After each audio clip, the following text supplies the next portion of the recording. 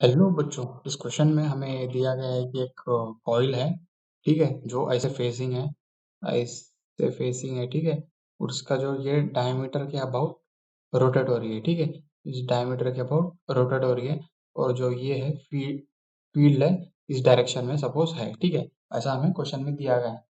तो हमें बाकी सब वैल्यूज दी है, मैग्नेटिक फील्ड की वैल्यू, इस कॉइल की नंबर ऑफ टर्न्स और रेजिस्टेंस वगैरह, एरिया वेरिया सब कुछ, और कितने ओमेगा से रोटेट हो रहा है, सब कुछ दिया हुआ है, ठीक है।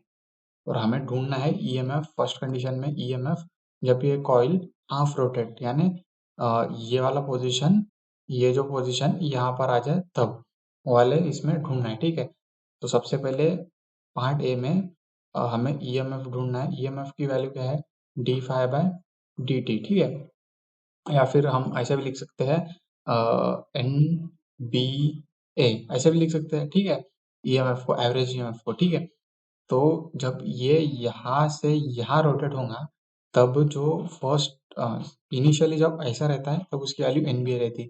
फिर जब यहाँ से यहाँ रोटेट हो रहा है, नेक्स्ट इसमें वैल्यू उसकी माइनस एन बी ए हो जाती है, क्योंकि जो कॉस थीटा का जो कंपोनेंट है वो 180 डिग्री हो जाता है, यानी कि B dot A cos theta का जो कंपोनेंट है, ये जो थीटा है वो 180 डिग्री हो जाता है, ठीक है। इस वजह से माइनस हो जाता है।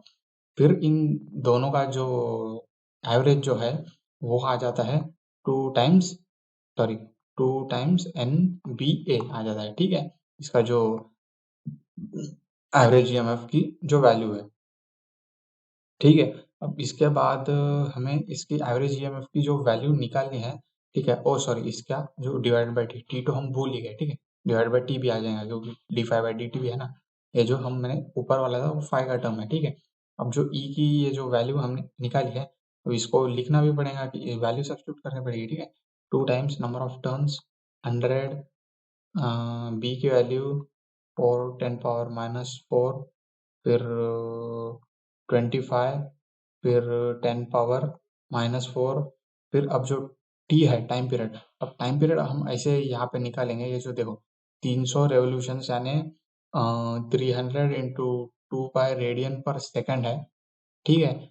उसमें हम ऐसे बोल सकते हैं कि ये 10 पाई रेडियन पर, ये जो मिनट है हम 10 पाई रेडियन पर सेकंड भी बोल सकते हैं।